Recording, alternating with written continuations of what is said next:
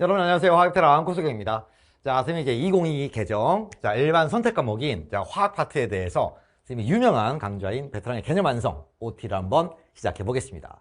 자, 우선 일반 선택이기 때문에 보통은 이제 2학년 1학기 때부터 많이 선택을 하게 되고 어떤 학교는 뭐 2학기 때 배울 수 있죠.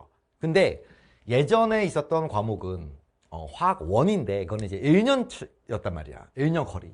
근데 일반 선택은 아시죠? 여기 이제 한 학기에 끝내는 커리가 되겠습니다. 그래서 한 학기 중간고사 보고 기말고사 보고 그래서 끝나게 돼요. 그러면 이제 1년짜리 수업을 한 학기에 끝내니까 양이 엄청 많겠네요 라고 겁먹을 수 있는데 전혀 그러지 않습니다.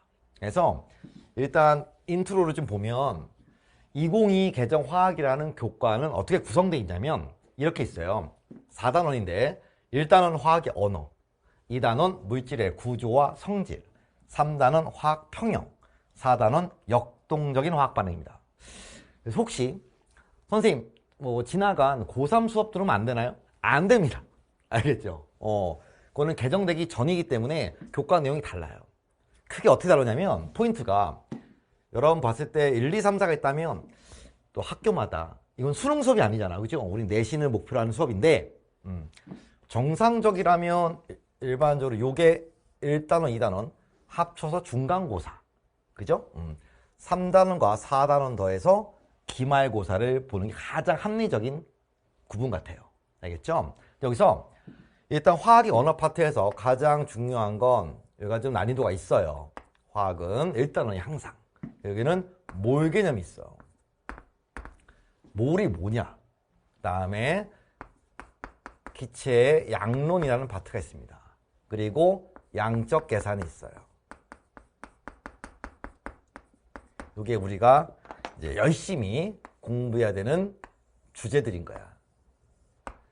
곱대기원 화학의 언어는 되게 쉬워 보이지만 본질은 가장 고난도 단원 보시면 되겠습니다. 그 다음에 그러니까 일단은 공부하다가 너무 화학 너무 어려운데요? 포기하면 안 돼요. 왜냐면 일단은 넘어가면 좀 쉬워져요. 알겠죠? 자, 그다음 물질의 구조와 성질은 예전 교과랑 비교한다면 여기에 이제 주기율표라는 게 등장을 하고 주기율표였던 규칙성 배우고 막 그랬거든. 근데 그런 건 다 빠졌어요. 그럼 이게 뭐냐? 기본적인 결합의 이온 결합과 공유 결합, 그다음에 분자의 모양 이쪽을 설명하는 챕터라 난이도가 가장 없습니다. 그러니까 가장 쉬운 챕터야. 알겠죠? 그다음 3단은 화학 평형 파트인데 자, 요 평형 파트는 기존에 화학 1에 있었던 내용은 아니고요. 화학 2에서 내려왔어요. 그러니까 또 쫄아요. 화학 2에서 왔으니까 엄청 어렵겠구나가 아니라 화학 2에서 기본적인 부분만 내려왔어요. 그러니까는 막 엄청 어렵지 않습니다. 알겠죠? 굉장히 복잡한 계산을 해야 되나요? 그건 아닙니다. 약간의 산수 정도 할 줄 알면 된다고 보시면 돼요. 알겠죠? 다음에 역동적인 화학 반응이 있는데 여기가 이제 여러 개념이 있겠으나 뭐 포인트는 pH와 pOH 그다음에 화학을 하면 반드시 해야 되는 거겠죠. 중화 반응에 대한 분석이 있습니다. 그래서 요거를 이제 4단원에서 공부하게 됩니다. 또한 몰 농도라는 걸 배우게 될 거거든요. 몰 농도. 근데 이게 몰 농도가 교과서상으로는 난 이게 조금 이해가 안 되는데요. 왜 이렇게 교과서에 순서를 넣는지. 몰 농도가 여기에 4단원에 들어가 있거든.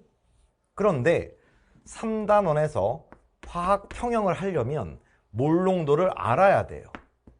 이걸 모르면 이걸 할 수가 없어. 근데 몰 농도가 이 끝나고 들어가 있더라고. 교과서에 다. 좀 말이 안 되는데 그래서 선생님 수업상으로는 어차피 이게 기말고사 하나의 범위이기 때문에 화학 평형하기 전에 몰 농도를 먼저 하고 평형 수업을 진행을 할 거예요. 아시겠죠? 그래서 교과 순서랑은 조금 다르게 진행을 할 겁니다. 아시겠나요? 그래서 자, 내용을 잘 보면 하고자 하는 말이 뭐냐? 양은 줄었거든요, 분명히.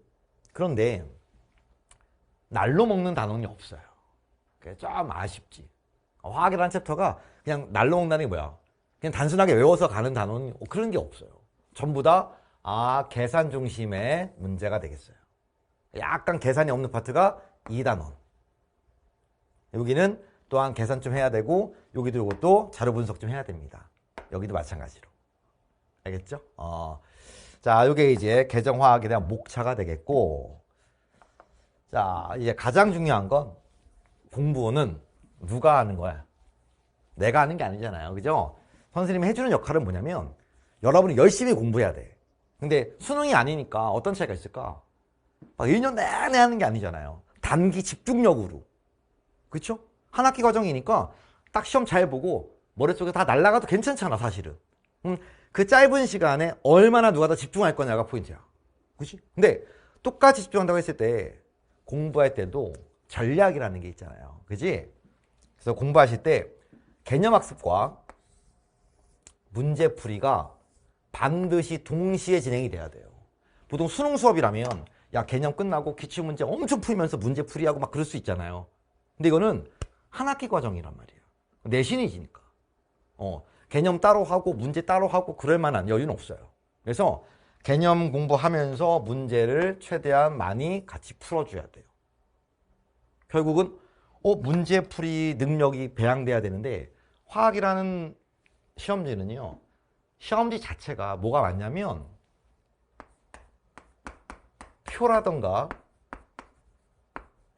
그래프 같은 분석을 잘해야 되잖아.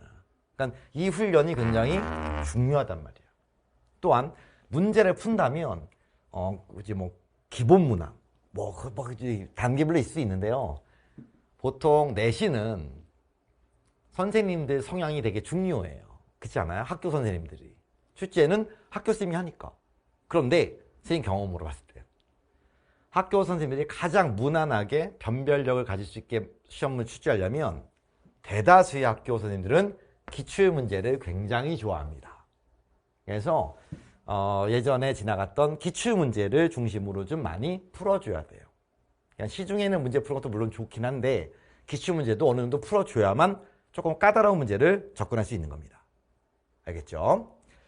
자, 그 다음엔 친구들이 궁금해하는 거죠. 선생님, 저는 통합과학은 내신은 뭐 그럭저럭 봤는데 지금 기억이 하나도 안 나요. 또는 뭐 다 까먹었어요. 아니면 지금 저는 통합과학을 잘 못했어요 라고 할 수 있잖아요. 이때 통합과학을 잘 못하는데 또는 기억이 잘 안 나는데 자, 화학을 잘할 수 있을까요? 어렵지 않을까요? 라고 한다면 통합과학과 전혀 상관없습니다. 아시겠죠? 수업할 때 만약에 통합과학에서 연계되는 게 있다면 그것도 설명할 거니까. 그러니까 이걸 하기 위해서 통합과학에 있는 화학 파트를 먼저 하고 올까요? 그런 거 안 해도 돼요. 알겠죠? 대신에 선생님이랑 공부하는 화학 수업에 대해서 복습만 좀 더 철저하게 해주기 바랍니다. 알겠지? 또 하나. 자, 문제는 어떤 참고서에 있는 문제를 푸는 게 좋을까요? 또는 어떤 문항을 어느 정도, 몇 문항 정도 풀어야 내신을 1등급 할 수 있나요? 라고 하잖아요. 근데 이거는 사실은 다다익선인데 문제는 이게 뭐 보통 수능 대비하는 고3은 보통 1년에 푸는 문제 수가 3,000문제 이상 넘거든요. 똑같은 문제를 반복해서 풀면 더 되겠지만 근데 내신은 그럴 수가 없잖아. 그러니까 이거는 양질의 문제를 누가 더 집중력 있게 푸냐가 포인트예요. 그래서 너무 많은 문제를 딱 만나면 내가 여러분한테 막 800문제 주면 야 이거 언제 풀어? 그잖아요. 다른 과목도 해야 되는데 내신에서 불가능하기 때문에 보통 한 300문항 정도는 풀지 않나 싶고요. 푼다면 일단 시중 문제는 좀 풀어주는 게 필요하겠죠. 그건 약간 웜업이고요. 그 다음에 선생님이 중간고사 대비 문제집 N제, 기말고사 대비 N제를 또 개강을 할 거예요. 그걸 풀면서 선생님이랑 이렇게 나올 거야. 이 정도는 요건 기출이니까 굉장히 유명한 기출이라서 이 정도는 알아야 돼. 선생님이 다 가이드 해줄 거니까 중간고사 대비 선생님의 N제, 기말고사 대비 N제를 잘 따라와 주면 됩니다. 근데 문제는 그걸 하려면 뭐가 돼야 돼? 개념이 잘 돼 있어야죠. 그죠? 또 하나 마지막으로 여러분이 공부할 때 만약에 이제 조금 더 뭐 열정이 있거나 계획을 짜임새 있게 해가지고 이번 겨울부터 즉 뭐 12월 말이나 아니면 1월 초나 이때부터 이제 공부를 시작하는 친구 있잖아요. 그러면 이때 여기까지 다 끝내고 2월 말까지인데 2달인데 이거를 전부 다 끝내고 가야 하나요? 라고 한다면 아까 얘기했듯이 이게 중간고사, 이게 기말고사거든. 그러니까 물론 여기까지 다 가면 너무 좋은데 나이스하잖아요. 근데 그러지 못한다 하더라도 겨울에 출발한 친구들은 2월까지 여기까지는 오면 좋아요. 여기까지는 최소한 진도를 따라와 줘야 됩니다. 그래야 기말고사 때 조금 더 편해요. 아시겠죠? 제일 좋은 건 여기까지 하는 거고 최소한이야. 그 다음에 조금 늦게 공부하는 친구들은 당연히 여기서 중간고사 대비로 공부하시고 그 다음에 여기는 기말고사 또 공부하시고 이게 좀 나눠서 공부하는 게 좀 효과적이죠. 뭔 얘기를 하는 거냐면 친구들은 우리 공부 많이 해봤잖아. 그 시험도 많이 봐봤잖아요. 이런 거예요. 선생님 저는 중간고사를 보는데 선생님 전 여기는 잘 알겠어요. 근데 중간고사 딱 보니까 점수가 전혀 마음에 들지 않게 나온 거잖아. 그러면 여기를 미리 공부해 놓은 건 그거 어디다 쓰겠습니까? 중간고사 보면 여기인데 그렇잖아? 근데 반대로 얘기한다면 여기가 잘 안 돼 있어. 여기는 아직 공부 시작도 안 했어.